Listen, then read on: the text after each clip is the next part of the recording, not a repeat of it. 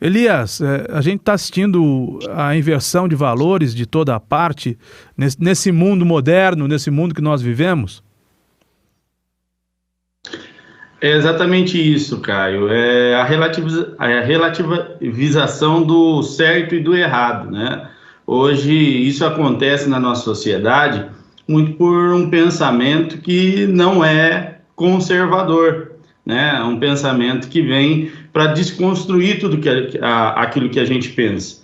E dentro desse pensamento é permitido, por exemplo, defender o Lázaro, né? E querer que mate uma criança inocente no ventre. Dentro desta visão, você pode defender uma mulher por ser interrompida por um homem, mas como ela é de direita e está sendo achacoalhada dentro de uma CPI, você não se movimentar em nada.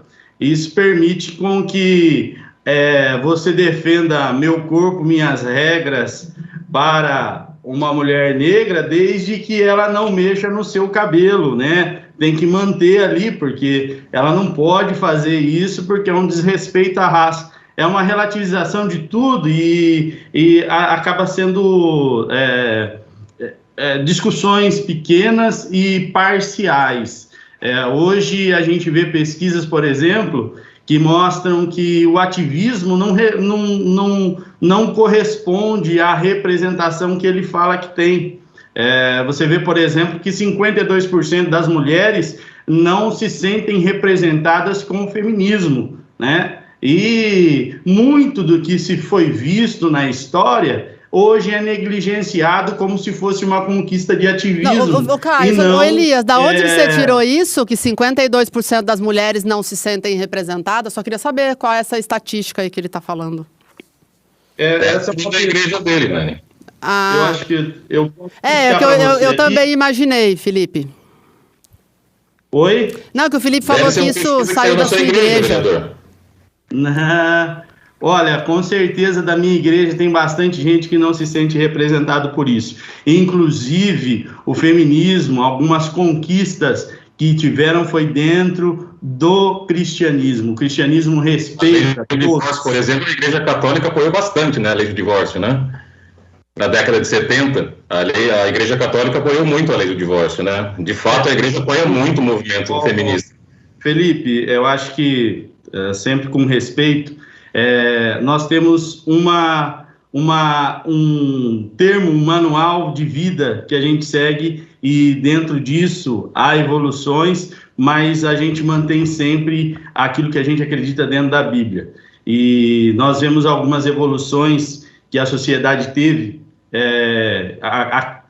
consideradas evoluções, e hoje a gente vê os resultados dentro dos nossos adolescentes, dos problemas que nós temos hoje. Nós vemos os resultados dentro da sociedade, que nós estamos criticando aqui, inclusive o senhor, e isso é resultado de muito dessa evolução. Entendi. Em caso, as famílias divorciadas têm adolescentes com problemas, então? Estamos falando do Estado laico, por exemplo, e o primeiro Estado laico é o Estado americano, um Estado cristão, onde os cristãos não queriam mais guerrear e resolveram respeitar todas as religiões. Não, e é isso que nós estamos vendo. Nós estamos vendo hoje, por exemplo, um ministro sendo indicado ao STF, evangélico, e ele sendo questionado simplesmente por ser evangélico. Mas tem que ser questionado. Uma de 40%. Ele precisa ser questionado. E o senhor é favorável a cotas? Ele precisa ser questionado. Seríamos mais do que um ministro. Então, eu acho que a questão de preconceito, nós temos que ver o ser humano como ser humano. Aliás, o senhor é a favor daquele discurso da cristofobia, né? O senhor é a favor da cristofobia, né? Eu acredito que existe sim preconceito. Se coloca a gente dentro de uma caixinha. E eu sou cristão, tenho orgulho de ser cristão. Dentro do cristianismo sou considerado protestante e tenho orgulho de ser considerado protestante, mas eu respeito o umbandista, eu respeito sem religião, respeito o evangélico, respeito qualquer uma dessas pessoas e sempre trato com muita cordialidade, como é ensinamento do nosso Jesus Cristo. Não, vereador, então me fala uma coisa, vereador, só me fala uma coisa, dentro desse conceito seu de homem conservador, homem da família, cristão exemplar, Como o senhor vê, então, a questão, quando você tem um homem de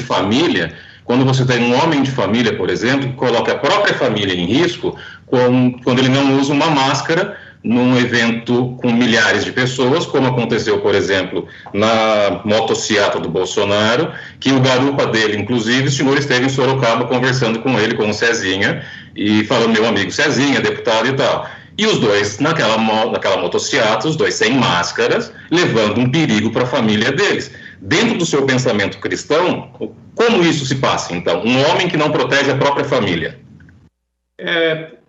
Essa questão, Felipe, é uma questão pessoal de liberdade. Eu tenho liberdade dentro das minhas escolhas. Bem, mas você não estava protegendo a família dele. Felipe, vamos deixar falar sobre a minha pessoa. Corta aqui para mim, Rafa. Vamos deixar o Elias responder. O Felipe é muito bom. Eu estou gostando muito da participação do Felipe. Eu quero que ele volte ao debate. Mas nós temos, infelizmente, uma dificuldade técnica, além de ter um tempo restrito. A dificuldade técnica é em função da pandemia não poder reunir os debatedores no mesmo lugar. Então não dá para fazer intervenções, os debatedores acabam não se olhando no olho, o debate acaba ficando um pouco mais frio. Mas, Felipe, calma, Felipe, deixa o Elias responder, o Elias vai terminar de dar a resposta e aí nós vamos encerrar o debate de hoje, porque eu tenho também uma última colocação a fazer para o Fábio e de pronto eu já anuncio que todos estão convidados para participarem mais uma vez, e aí a gente pode aprofundar em temas como... Eu acho sempre muito delicado falar de religião, mas a gente pode falar de religião, de posturas da religião e de opções de cada um a partir da régua que cada um tem e com a qual mede o mundo, mas sempre dentro do maior respeito. Então, por favor, vereador, conclui o que você está dizendo. O Felipe prometeu para mim que ele não vai interromper mais. Não, tranquilo, eu acho que é exatamente isso, Caio. Nós temos cada um uma régua e dentro dessa régua nós temos que considerar aquilo que é certo e o que é errado.